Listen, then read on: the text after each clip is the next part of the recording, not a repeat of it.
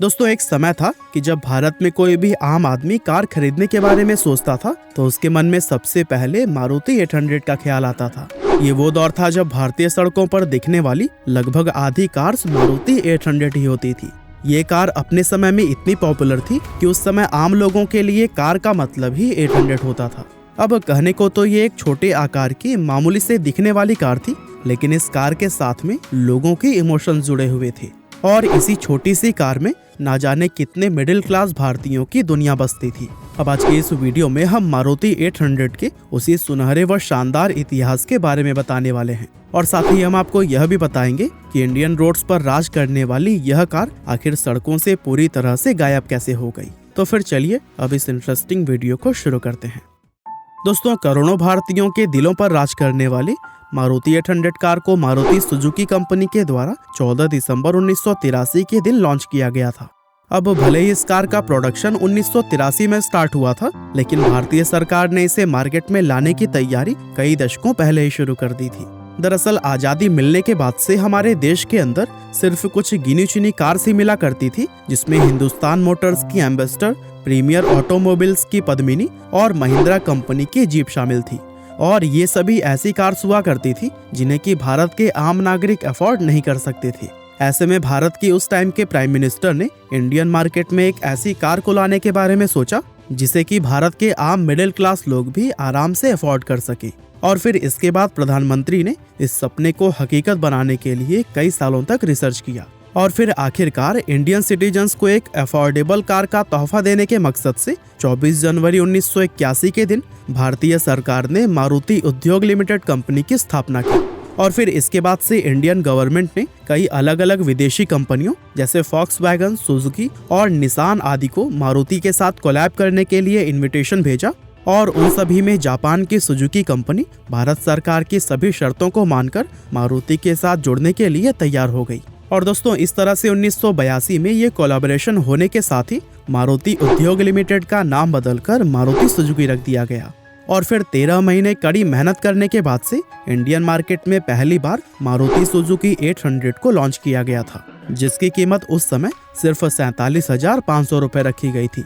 अब चूंकि इस कार को लेकर मार्केट में पहले से ही काफी हाइप क्रिएट हो चुका था, तो ऐसे में कार के लॉन्च होते ही एक साथ काफी सारे लोग इसे खरीदने की होड़ में लग गए थे। हालांकि कंपनी ने कार की प्री बुकिंग का प्राइस भी 10,000 रुपए रखा था, लेकिन इसके बावजूद भी लगभग 1,20,000 लोगों ने इस कार को प्री बुक किया था।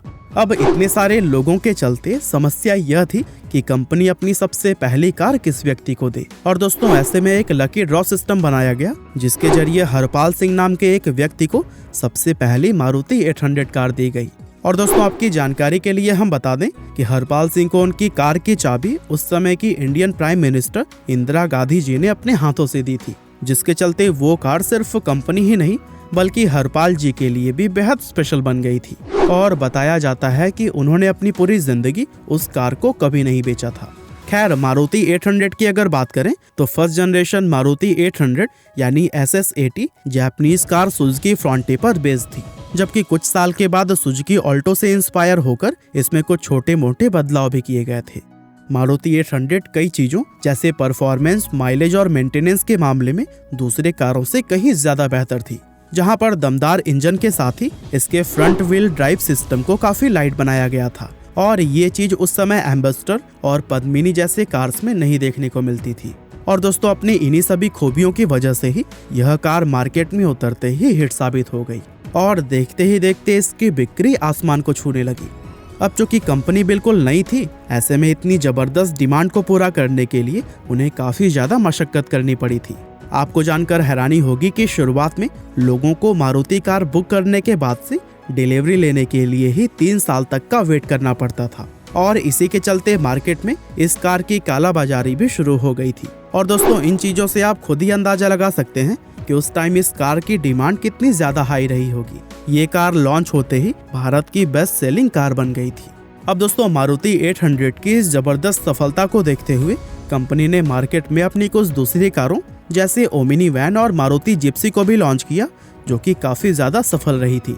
लेकिन सेल्स के मामले में इसमें से कोई भी कार मारुति 800 को बीट नहीं कर पाई थी। और साल 1983 से लेकर 2004 तक यानी लगातार 21 सालों तक मारुति 800 भारत की बेस्ट सेलिंग कार बनी रही। हालांकि साल 2004 में पहली बार मारुति की ही मारुति सुजुकी आल्टो ने सेल्स के मामले में मारुति 800 को पीछे छोड़ दिया था। अब अगर हम बात करें कि मारुति 800 इतने सालों से लगातार सफल कैसे बनी रही, तो इस कार के शानदार फीचर्स के साथ ही कंपनी की बिजनेस स्ट्रैटेजीज भी काफी काम आई थी। जहां सबसे पहले तो कंपनी ने इस कार को बनाने में रिसर्च एंड डेवलपमेंट पे काफी ज्यादा खर्चा किया ताकि कस्टमर्स को अफोर्डेबल प्राइस पर एक बेहतर व्हीकल दिया जा सके। और साथ ही कस्टमर्स को खुद से जोड़े रखने के लिए कंपनी ने अपना खुद का एक इकोसिस्टम भी तैयार किया, जहां पर Maruti driving school, Maruti finance, Maruti true value और मारुति इंश्योरेंस जैसी सर्विसेज इसी इकोसिस्टम का ही हिस्सा थी। इसके अलावा मारुति सुजुकी ने एक और अहम काम यह किया था कि उन्होंने 800 समेत अपने सभी कार्स की एसेसरीज व पार्ट मार्केट में हर जगह इजीली अवेलेबल करा दिया, ताकि जरूरत पड़ने पर लोग अपनी कार के छोटे से छोटे पार्ट को भी आसानी से बदलवा सके।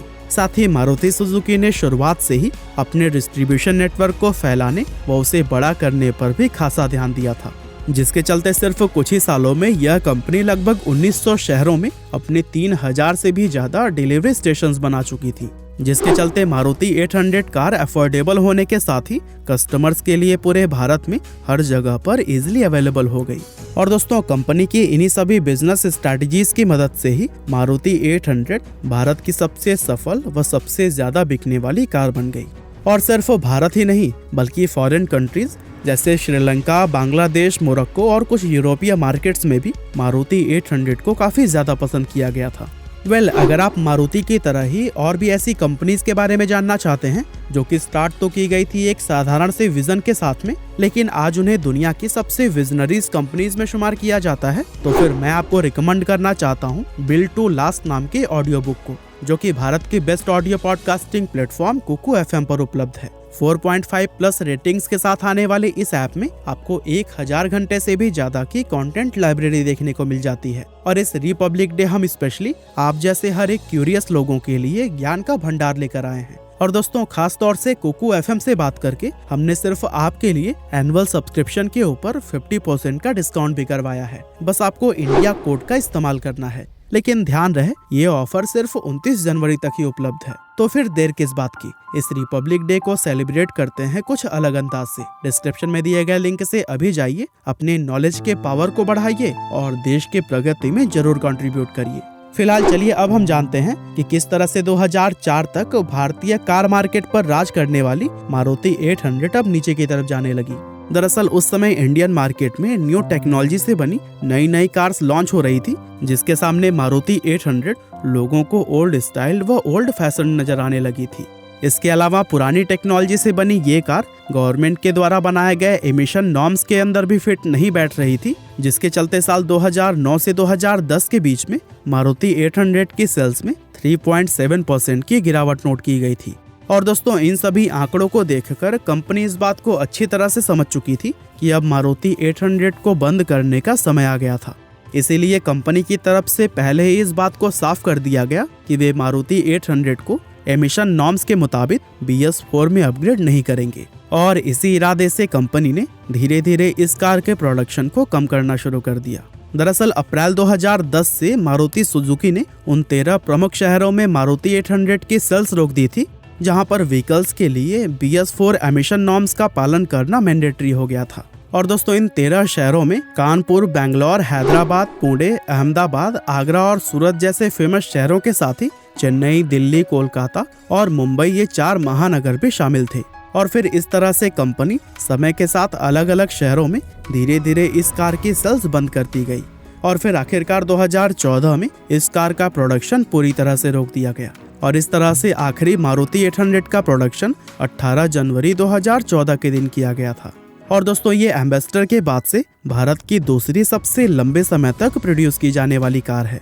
अब दोस्तों, साल 1983 से 2014 के बीच 31 सालों में कंपनी ने कुल 2.87 मिलियन मारुति 800 कार्स का प्रोडक्शन किया, जिसमें से 2.66 मिलियन कार्स अकेले ही भारत में बेची गई थी, जबकि बाकी की बची हुई कार्स को दूसरे देशों में सेल किया गया। हालांकि भले ही इंडियन रोड्स पर हमें ये कार लगभग ना के बराबर अब देखने को मिलती है, लेकिन आज भी देश के हजारों लाखों लोगों की इमोशंस व यादें इस कार के साथ में जुड़ी हुई हैं। और बहुत से लोगों ने तो सिर्फ अपनी इमोशंस की खातिर ही आज भी अपनी मारुति 800 कार को अपने पास रखा हुआ है। अब मारुति 800 के बाद से इंडियन मार्केट में न जाने कितनी कार्स आई और गईं, लेकिन लोगों का जो प्यार इस कार को मिला वैसा आज तक किसी भी दूसरी कार के लिए नहीं देखा गया। बाकी दोस्तों, हमारी आज की इस वीडियो में तो बस इतना ही था। यह वीडियो आपको कैसी लगी हमें कमेंट करके ज़रूर बताइएगा। आपका बहुमूल्य समय देने के लिए बहुत बहुत धन्यवाद।